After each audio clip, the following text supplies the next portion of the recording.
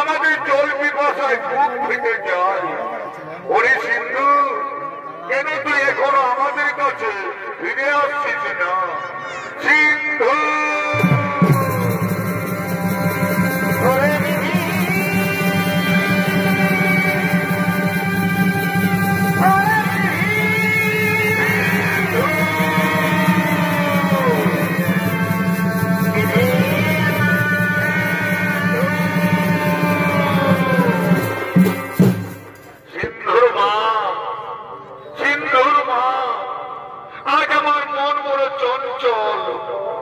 আমার মন বলছে হয়তো আমাদের সিন্ধুর কোন বিপদ হয়েছে। না গো না, তুমি ও কথা বলো না। আমাদের সিন্ধুর কোন বিপদ হতে পারেনি। সে আসবে, সে আমাদের কাছে জল নিয়ে আসবে, আমাদের জল খাওয়াবে, আমরা প্রাণ ফিরে পাবো। তুমি কেন না, তুমি কেন না? সিন্ধুর মা, সিন্ধুর মা, ওই তো আমাদের সিন্ধুর পায়ের শব্দ শোনা যাচ্ছে। আমাদের সিন্ধু আসছে, আমাদের সিন্ধু জল নিয়ে আমাদের কাছে আসছে। ওরে সিন্ধু, এত কেন দেরি করলি? আয় বাবা, তুই আমাদের কাছে তাড়াতাড়ি আয়, আমাদের জল খাওয়া, আমাদের প্রাণ বাঁচা। সিন্ধু দে বাবা, আমাদের গলা শুকিয়ে গেছে। দে বাবা, তুই আর দেরি করিস না রে। দে বাবা, তুই আমাদের তাড়াতাড়ি জল খাওয়া, আমাদের।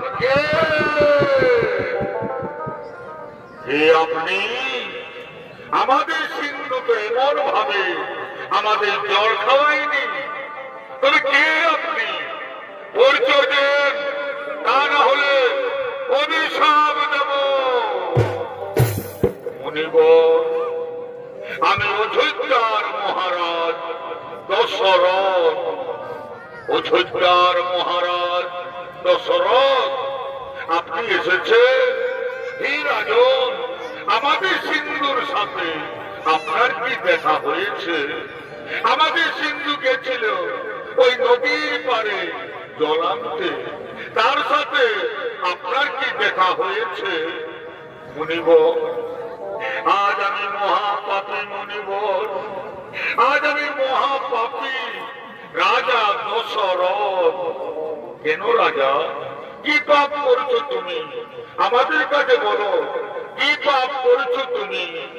মুনিবর, আপনাদের সিন্ধু ওই নদীতে জল তুলতেছিল, আমি মৃগীর অপেক্ষা করে বসেছিলাম। আমি মনে মনে ভাবলাম হয়তো কোন হরিণী জল পান করছে।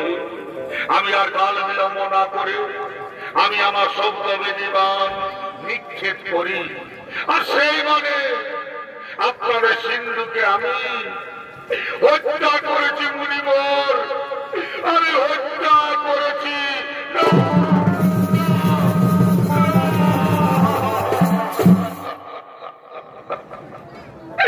একই করলে রাজা, তুমি একই করলে। তুমি আজ অন্ধ পিতা মাতা একমাত্র সন্তানকে এই পৃথিবী থেকে কেড়ে নিলে। কে আমাদের জল খাওয়াবে? কে আমাদের পথে পথে নিয়ে ঘুরবে? কে আমাদের মুখে অন্ন তুলে দেবে? তুমি আজ একটি প্রাণ কেড়ে নাওনি রাজা, তুমি আজ তিনটা প্রাণ এই পৃথিবী থেকে কেড়ে নিলে। তুমি মহাপাপী রাজা, তুমি মহাপাপী, তুমি মহাপাপী। হে রাজন, আজ আমরা যেমন আমাদের পুত্র শোকে হাহাকার করতে করতে আমরা প্রাণ ত্যাগ করব, ঠিক একদিন তুমিও তোমার পুত্র শোকে হাহাকার করতে করতে প্রাণ হারাবে রাজা। এই হলো অন্ধমুনির অভিশাপ। হে মুনিবর, আপনার অভিশাপকে আশীর্বাদ মনে করে আমি মাথা পেতে নিলাম। কিন্তু হে মুনিবর, আমার যে কোনো পুত্র সন্তান নেই।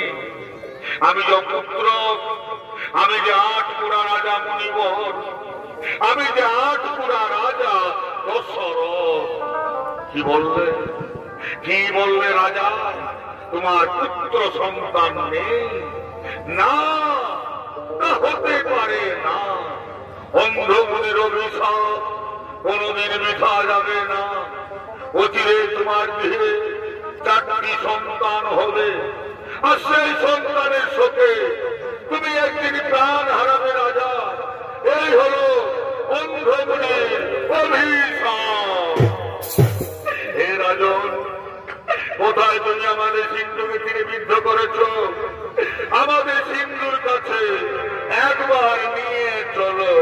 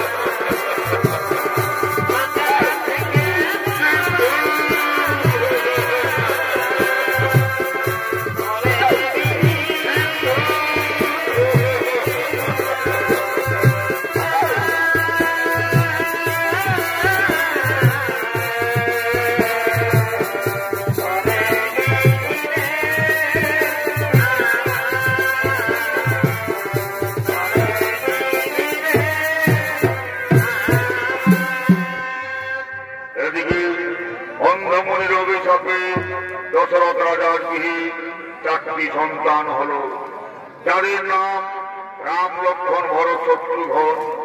তারা ধীরে ধীরে ধর্মবিদ্যায় পারদর্শী হলেন। রামচন্দ্র তারকা রাক্ষসকে বধ করলেন, কইলা উদ্ধার করলেন, ধর্মভঙ্গ করে মা সীতাকে বিবাহ করে রামচন্দ্র অযোধ্যা রাজ দরবারে ফিরে এলেন। এদিকে অযোধ্যা রাজ দরবারে মহারাজ দশরথ এবং তার মন্ত্রী সেনাপতিগণ আগমন করছে।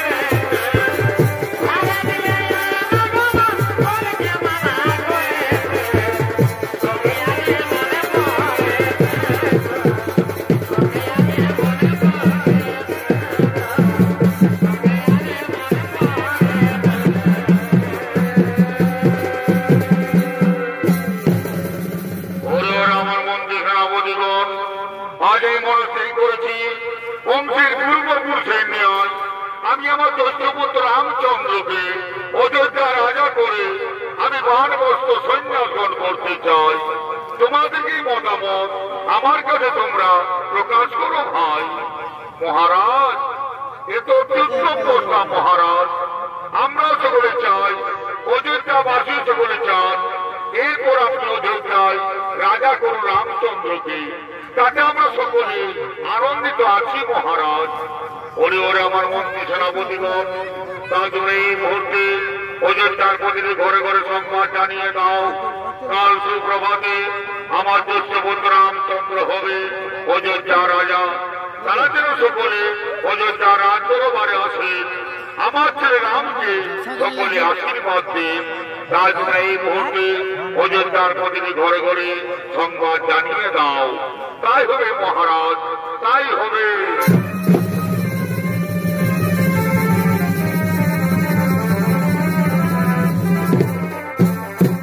এদিকে অযোধ্যার প্রতিটি ঘরে ঘরে সংবাদ জানাতে নাট্যকার আগমন করছে।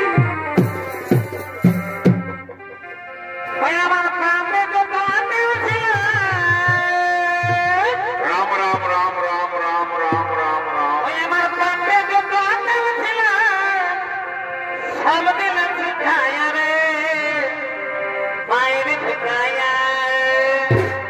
বাবলু, আমি যে ঢাকনা খুলে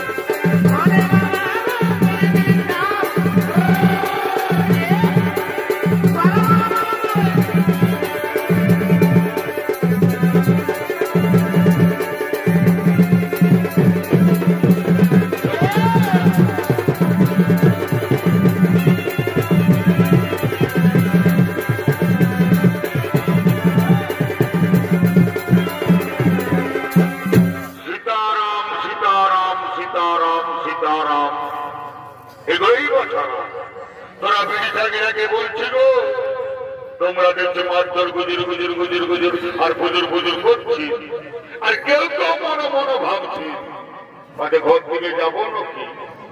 এই জন্য আমাদের পুরুলিয়ার কবিয়ে গান লিখেছে গো যে বিড়িছের মন বুঝা বড় দান। এই দাদারা, তোমরা জানো তোমাদের কাছে আমি কেন এসেছি? তোমরা কতই জানো।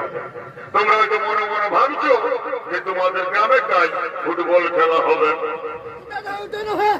তো কোনটা বছরা বলবে, কোনটা বছরা বলবে?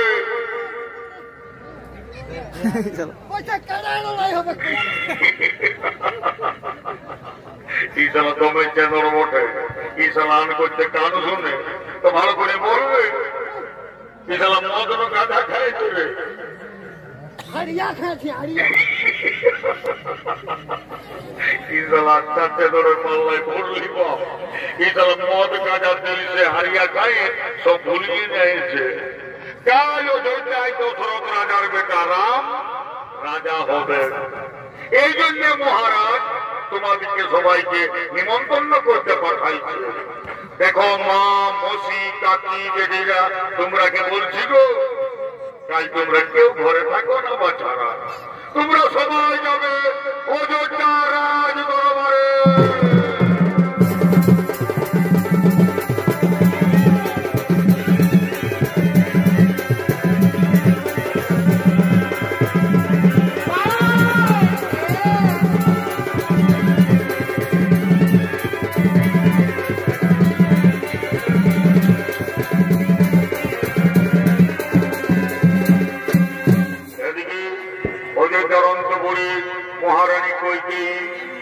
তার দাসীগণ আগমন করছে।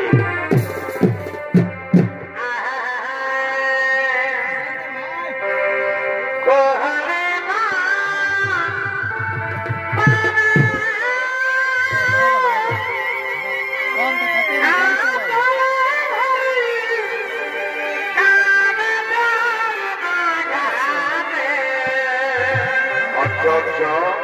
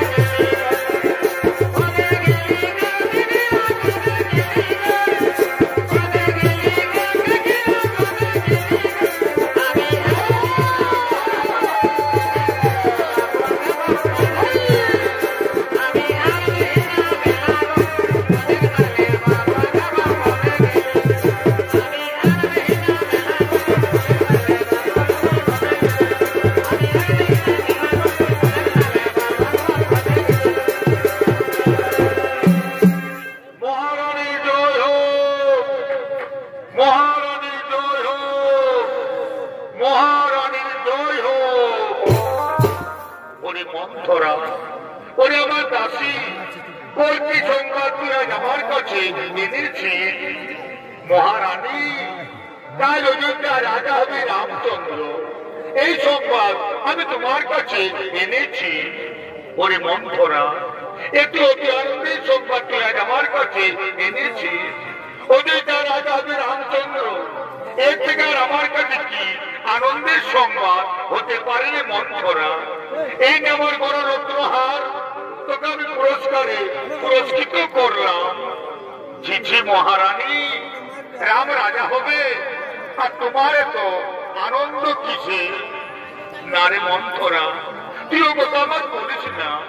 রাম আমার জ্যেষ্ঠ পুত্র, সে আমাকে সর্বক্ষণ মামা বলে ডাকে, তাই রাম রাজা হলে আমার কোনো দুঃখ নেই রে মন্থরা। মহারানী, তুমি ভেবে দেখো, রাম রাজা হলে ভরত হবে রামের দাস, আর তুমি হবে কৌশল্যার দাসী। তার থেকে তোমার মৃত্যু অনেক ভালো রানী। তুমি মরে যাও, তুমি মরে যাও। না রে মন্থরা, কেউ কথা আমার বলিস না। রামকে আমি ভরতের থেকে অনেক ভালোবাসি, সে আমাকে সর্বক্ষণ মামা বলে ডাকে, তাই রাম রাজা হলে আমার কোনো দুঃখ নেই রে মন্থরা। মহারানী, তুমি ভেবে দেখো, আর তুমি যদি আমার কথাই চলো, তবে আমি তোমার ছেলে ভরতকে অযোধ্যার রাজা করে দেব। কেমন করে, কেমন করে মেরে দাসী আমার ছেলে ভরত অযোধ্যার রাজা? বল তুই, কেমন করে হবে আমার ছেলে ভরত অযোধ্যার রাজা? মহারানী, পূর্বে দেবতা দানবদের যুদ্ধে মহারাজ কত বিজ্ঞত এসেছিলেন, তখন মহারাজকে তুমি সেবা যত্ন করে ভালো করেছিলে। তখন মহারাজ তোমাকে দুটি বর দিতে চেয়েছিল। আজ তুমি মহারাজের কাছে সেই দুটি বর চেয়ে নাও। এক বর করো তোমার ছেলে ভরতকে অযোধ্যার রাজা, আরেক বর করো রামকে 14 বছর বনবাসী। হেরে মন্থরা, আজ আমি তাই করব। আজ আমি মহারাজের কাছে দুটি বর চাইবো। এক বরে করব আমার ছেলে ভরতকে অযোধ্যা রাজা, আর এক বরে করব রামকে 14 বছর বনবাসী।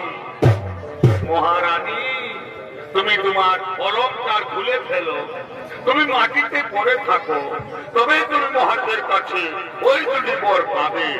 ওই তো মহারাজ তোমার কাছেই আসছে। এখন আমি আসি রানী, এখন আমি আসি। মহারানী,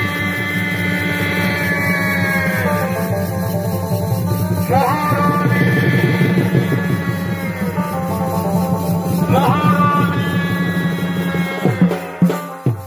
এটি রানী, কেন আনন্দের দিনে মাটিতে পড়ে আছো? কেন তোমার সর্বাঙ্গ অলঙ্কার নেই? কেন তোমার চোখে শ্রাবণের ধারা বইছে? তোমার কি কোনো অসুখ করেছে, নাকি তোমাকে কেউ কোনো করেছ অপমান? না রাজা, না, আমার করেনি কোনো অসুখ, আমাকে কেউ কোনো করেনি অপমান। আজ আমি নিজের জ্বালায় মরতে চাই রাজা। এই কইকেই আর অযোধ্যায় বেঁচে থাকবে না রাজা। তুমি কইকেইকে মরতে দাও, তুমি কইকেইকে মরতে দাও। না রানী, না, আমি তোমাকে মরতে দেব না। তুমি আমার মনের মণি, তুমি আমার অন্তরের আলো, তুমি আমার সর্বশ্রেষ্ঠ রানী। আমি তোমাকে সমস্ত রানীর থেকে ভালোবাসি রানী। তাই বলো, আজ আনন্দের দিনে তুমি আমার কাছে কি চাও? তুমি আমার কাছে যা চাইবে আমি তোমাকে তাই দেব হাসি মুখে।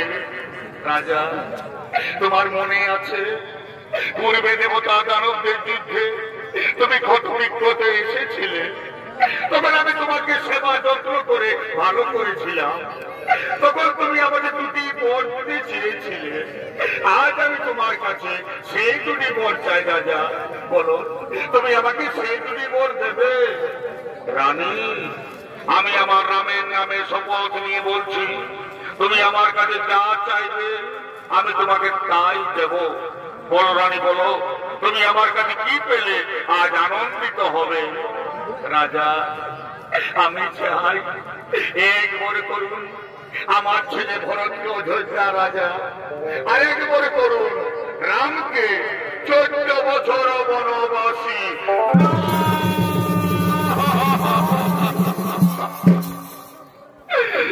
না রানী না, তুমি এই বর আমার কাছে চেও না, তুমি অন্য বর আমার কাছে চাও। তুমি অন্য বর আমার কাছে যা চাইবে আমি তোমাকে তাই দেব, কিন্তু তুমি আমার কাছে এই বর চেও না।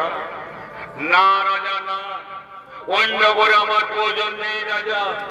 যদি আপনি আমাকে দেবেন 2টি বর, এক বরে করুন আমার ছেলে ভরতকে অযোধ্যা রাজা, আরেক বরে করুন রামকে 14 বছর বনবাসী।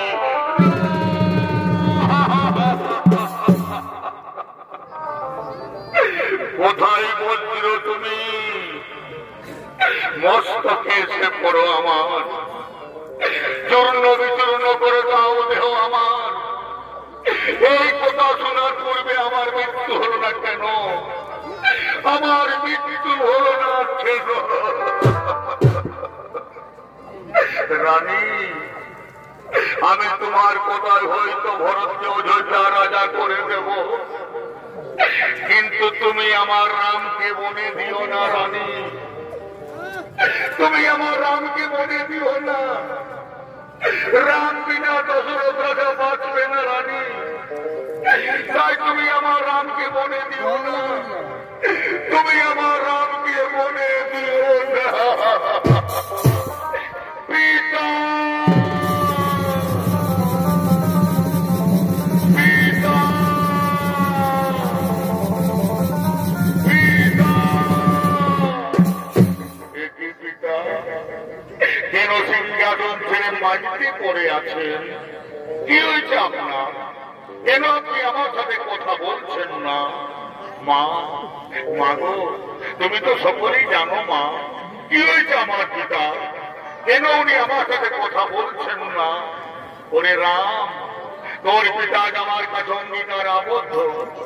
আজ আমি ওনার কাছে 2টি বর চেয়েছি, এক করে করতে হবে আমার ছেলে ভরতকে অযোধ্যা রাজা, আরেক করে হবে তুমি 14 বছর বনবাসী। মা, এই কথা মা, এই জন্য আমার পিতা পড়ে আছেন মাটিতে। না পিতা না, উঠুন আপনি, সিংহাসন গ্রহণ করুন, ভরতকে কোন অযোধ্যা রাজা, রাম হবে 14 বছর বনবাসী। হে পিতা, আজ আমার কি পরম সৌভাগ্য যে আমি আমার পিতা মাতার ঋণ শোধ করতে আমি চলে যাব 14 বছর বনবাসে। বিদায় পিতা, বিদায় মাতা, বিদায় অযোধ্যাবাসী, তোমরা আমাকে বিদায় দাও।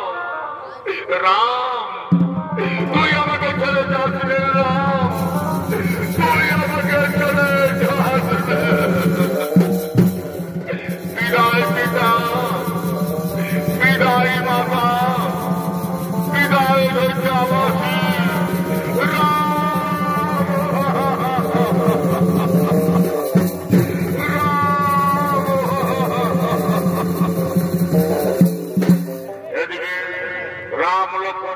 চলে গেলেন বনবাসী।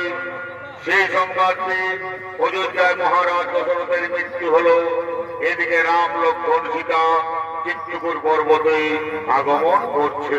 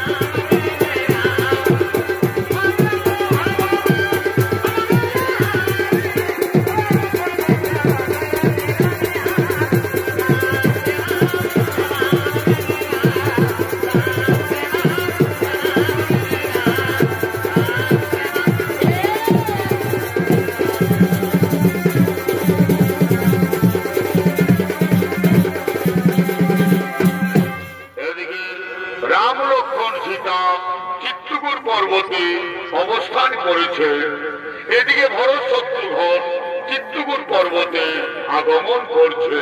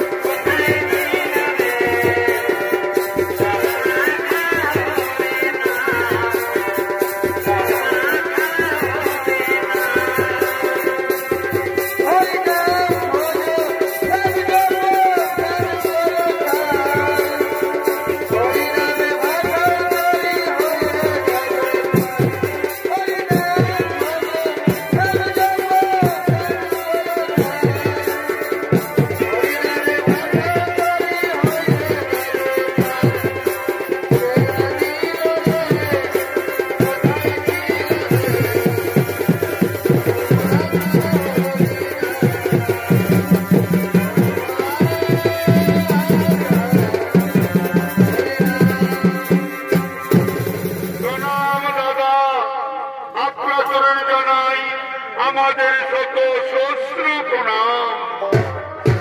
ওরে ভাই ভরত, ওই কেন তুই অযোধ্যা ছেড়ে চিত্রকূট পর্বতে এসেছিস ভাই? দাদা, আপনি নেই অযোধ্যায়, অযোধ্যায় শূন্যকার হয়ে গেছে দাদা। আপনি নেই অযোধ্যায়, অযোধ্যায় শ্মশানে পরিণত হয়ে গেছে। তাই তো আপনার কাছে আমরা এসেছি দাদা। ওরে ভাই ভরত, বলটা বাঁচিল করে কুশলে আছেন তো?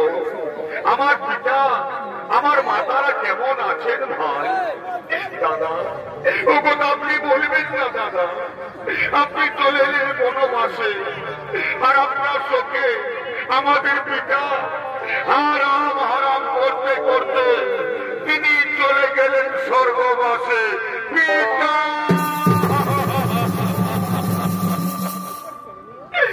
ওরে ভাই ভরত, একই কথা শোনালে রে ভাই আজ আমাকে, একই কথা শোনালে রে ভাই আমাকে। দাদা, আপনাকে নিয়ে যেতে দিচ্ছি আমি অযোধ্যায়, আপনি আমার সাথে ফিরে চলুন। তা নাহলে ভরত আপনার সামনে প্রাণ ত্যাগ করবে। না রে ভাই ভরত, তুই ও কথা আমাকে বলিস না। আমি যে পিতৃসত্য পালনের জন্য 14 বছর এসেছি বনবাসে, আমি যদি অযোধ্যায় ফিরে যাই তবে সূর্য বংশের নামে কলঙ্কিত হবে। ওরে ভাই, তুই আমার আদেশে অযোধ্যায় ফিরে যা ভাই। দাদা, আপনার আদেশ আমি অমান্য করতে পারি না দাদা, কিন্তু আমি অযোধ্যায় ফিরব না, আমি ফিরব নন্দী গ্রামে। আপনার পায়ের পাদুকা আমার মস্তকে তুলে দিন, নিয়ে যাব নন্দী গ্রামে, সিংহাসনে বসাবো আপনার পাদুকা, আপনার পাদুকায় হবে রাজা, আমি কেবল উপলক্ষ মাত্র। ওরে ভাই, এই কথা, এই যে আমার পায়ের পাদুকা, দিন দাদা, দিন আমার মস্তকে তুলে আমি নিয়ে যাব নন্দী গ্রামে।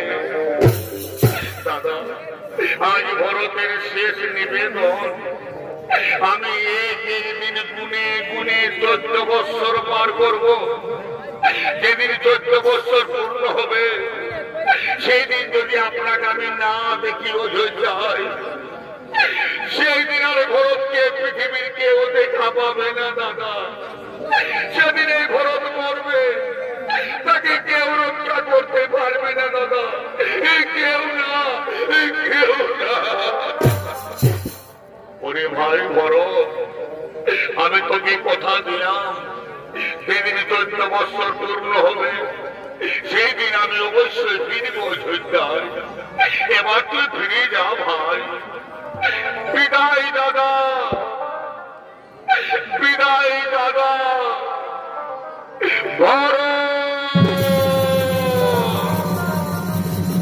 বিদায় দাদা, বিদায় দাদা।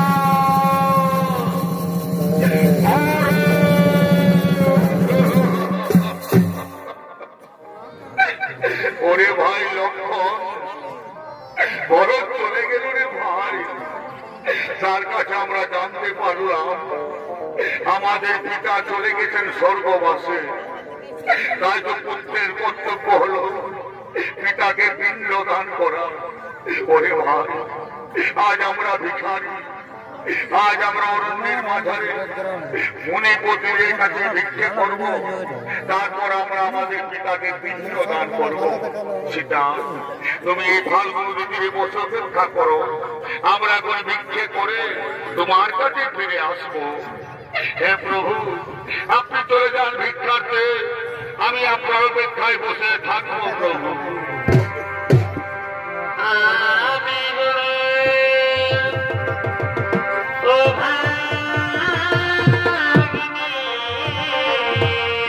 আজ ভগবান দাঁড়িয়ে দাঁড়িয়ে ভিক্ষে করছে, পিতাকে পিণ্ড দান করবে ভগবান।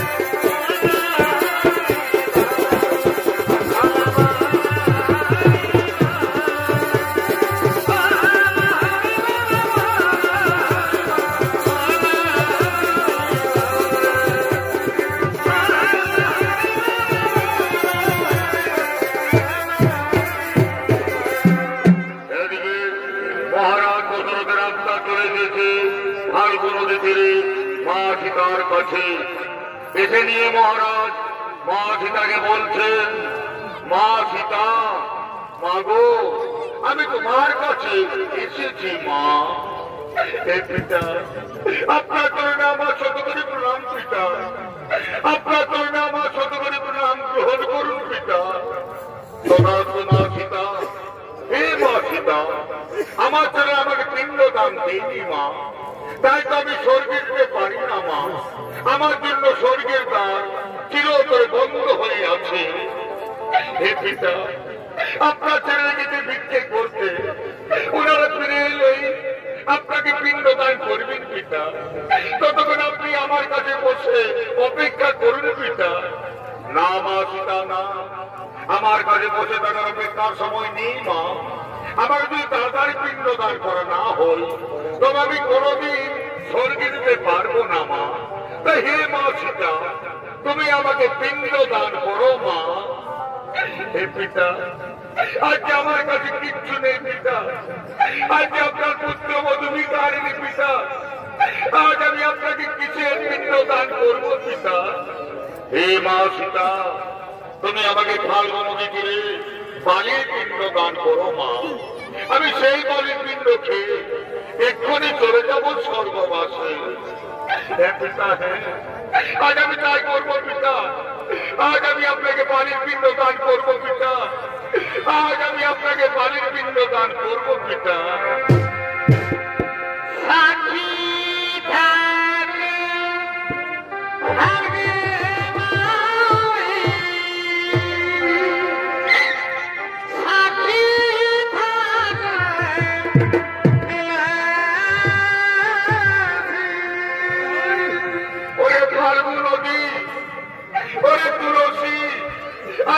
সাক্ষী থাকো, তোমাদের সাক্ষী রেখে আজ আমি আমার শ্বশুরকে বালির পিণ্ড দান করছি। আমার প্রভু এলে তোমরা তাকে বলে দিও যে আমি আমার শ্বশুরকে বালির পিণ্ড দান করেছি।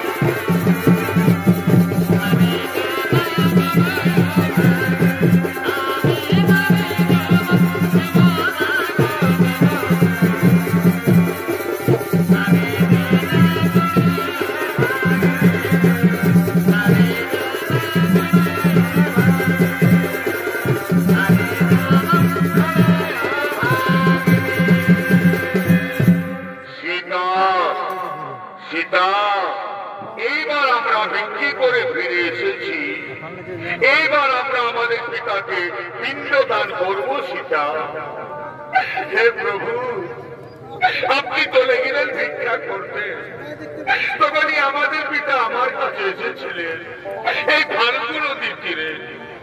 এসে উনি আমাকে বাড়ির পিণ্ড চাইলেন, আমি ওনাকে বাড়ির পিণ্ড দান করলাম, আর উনি চলে গেলেন স্বর্গবাসে। সীতা, কেন তুমি আমার কাছে মিথ্যা কথা বলছো?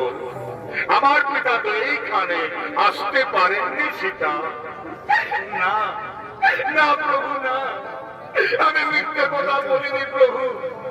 আমি আপনার শপথ নিয়ে বলছি, আমাদের পিতা আমার কাছে এসেছিলেন, আমি উনাকে বাড়ির পিণ্ড দান করলাম, আর উনি চলে গেলেন স্বর্গবাসে। সীতা, তুমি যে আমার পিতাকে বাড়ির পিণ্ড দান করেছ, তোমার কাছে কেউ কি সাক্ষী আছে? আছে প্রভু, আমার কাছে ফাল্গু নদীর সাক্ষী আছে। ওরে ফাল্গু নদী, তুই তো দেখেছি, তোর সামনে তোকে সাক্ষী রেখে আমি আমার শ্বশুরকে বাড়ির পিণ্ড দান করেছি। তুমি এই কথা আমার প্রভুকে বলে দাও, তুমি আমার মার রক্ষা করো, তুমি আমার মার রক্ষা করো। না সীতা, না, আমি মহারাজ দশরথকে এইখানে আসতে দেখিনি। কি বললে? কি বললে? ফাল্গু নদী, তুমি দেখে নিয়ে আমার প্রভুর কাছে মিথ্যা কথা বলে দিলে। তুমি দেখে নিয়ে আমার প্রভুর কাছে আমাকে মিথ্যাবাদী সাজালে। ওরে ফাল্গু নদী, আজ আমি তোমাকে অভিশাপ দেব। তোর তোর কোনদিন উপরে বইবে না, তুই হবে অন্তঃশিলা, তোকে কুকুর শিকার পার হবে, এই আমার অভিশাপ তোমাকে। বলো সীতা, আর কে সাক্ষী আছে তোমার কাছে? আছে প্রভু, আমার কাছে শিমল বৃক্ষ সাক্ষী আছে। ওরে শিমল বৃক্ষ, তুই তো দেখেছি, তোর সামনে তোকে সাক্ষী রেখে আমি আমার শ্বশুরকে বাড়ির পিণ্ড দান করেছি। তুমি এই কথা আমার প্রভুকে বলে দাও, তুমি আমার মার রক্ষা করো, তুমি আমার মার রক্ষা করো। না সীতা, না, আমি মহারাজ দশরথকে এইখানে আসতে দেখিনি। কি বললে? কি বললে রে শিমল বৃক্ষ? তুমিও দেখে নিয়ে আমার প্রভুর কাছে মিথ্যা কথা বলে দিলে। তুমি দেখে নিয়ে আমার প্রভুর কাছে আমাকে মিথ্যাবাদী সাজালে। ওরে শিমল বৃক্ষ, আজ আমি তোমাকে অভিশাপ দেব। তোর ফুলের সুগন্ধ থাকবে না, তোর ফুলের দেবতাদের পূজায় কোনদিন লাগবে না, এই আমার অভিশাপ তোমাকে। বলো সেটা, আর কে সাক্ষী আছে তোমার কাছে? আছে প্রভু, আমার কাছে মা তুলসী সাক্ষী আছে। মা গো, তুমি তো দেখেছো মা, তোমার সামনে তোমাকে সাক্ষী রেখে আমি আমার শ্বশুরকে বাড়ির পিণ্ড দান করেছি। তুমি এই কথা আমার প্রভুকে বলে দাও, তুমি আমার মার রক্ষা করো, তুমি আমার মার রক্ষা করো। না সীতা, না, আমি মহারাজ দশরথকে এইখানে আসতে দেখিনি।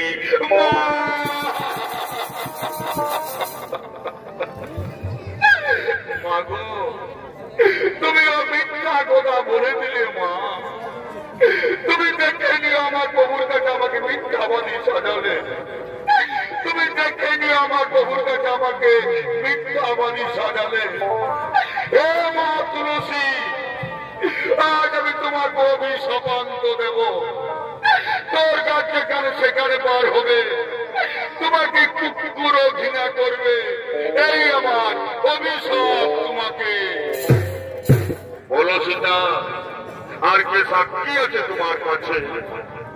আছে প্রভু, আমার কাছে বটবৃক্ষ সাক্ষী আছে।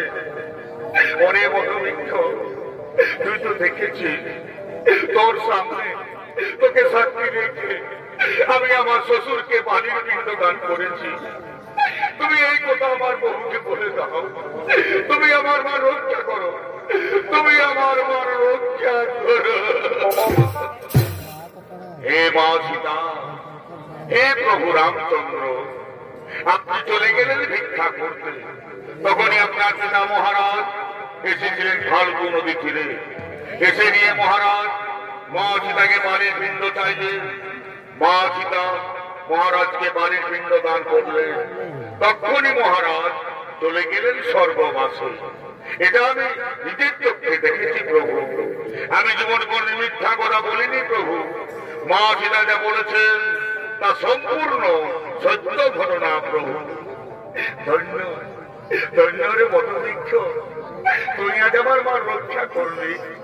ওরে বটবৃক্ষ, আজ আমি তোমাকে আশীর্বাদ দেব। সত্য ত্রেতা দাপর কলি 4 যুগ তুই অমর হয়ে থাকবি। তোর পাতা তোর গাছ থেকে কোনদিন ঝরে শেষ হবে না। তোর ছায়া থাকবে শান্তি শীতল স্নিগ্ধ, তোর ছায়া নিচে যেজন বসবে সে চির শান্তি থাকবে। তুই চিরদিন অক্ষয় পথ হয়ে থাকবি। এই আমি তোমাকে আশীর্বাদ দান করলাম প্রভু। এবার তো আমি মিথ্যে বলিনি প্রভু, এবার আমি মিথ্যে বলিনি। উঠো সীতা, উঠো তুমি, আমি প্রমাণ পেলাম সত্য তুমি আমার পিতাকে বাড়ির পিণ্ড দান করেছ। তাই নারী হয়ে জগতের মুখে পিণ্ডদানের খ্যাতি যুগে যুগে মানবের মুখে অমর হয়ে থাকবে। এই আমি তোমাকে আশীর্বাদ দান করলাম। শুনো সীতা, শুনো ভাই লক্ষণ, এইবার আমরা চিত্রকূট পর্বত ছেড়ে চলে যাব পঞ্চবটি বনে। আজ দুহাত তুলে বললে কৃষ্ণ না, রাধে রাধে, পূর্ণ হবে সকল মনস্কার। সীতারাম সীতারাম। আজ দুহাত তুলে বললে কৃষ্ণ